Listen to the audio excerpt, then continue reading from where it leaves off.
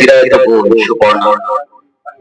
বসন্ত একটা ব্যঞ্জনময় ফাঁদ, যার আস্তিনে গোটানো থাকে রক্তরাগ, উল্লাসে গিলে ফেলা নুব্জ সন্ধ্যার মতো অনেক অনেক রাজনৈতিক ধুতুক।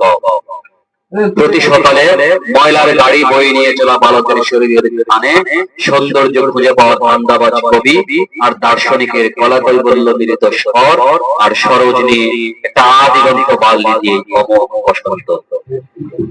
শীতকাল একটা চির অপেক্ষার মতো হলুদ প্রজ্ঞাপন সুপর্ণা। বসন্তের মাঞ্জা শুধু একটা মফস্বলের বালকের হাতে চিরকালীন আশার মতো সেটে থাকা ব্যাগ, ছোট ছোট অস্থির ব্যাগ লাফে মুক্তি না পাওয়া সবুজ।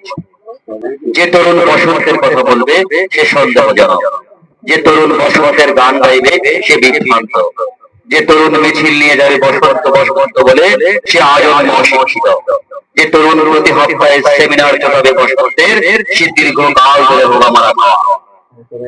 এই পৃথিবীতে যাহা সত্য প্রার্থনার মতো আরাধ্য সুপর্ণা তা শীল। ঘরের কোন ল্যাম্পপোস্টের নিচে, থানার সামনে, ফুটপাতের জং ধরা দেয়ালে, গ্রাফিতি একটা নন্দনে কেবল শীতার্থ হাত ছুঁয়ে যাওয়া যে ক্যানভাস, তাহাই নিয়তি নির্দিষ্ট সকাল আমাদের। আর কোন তাৎপর্য নাই, ছিলই না কখনো।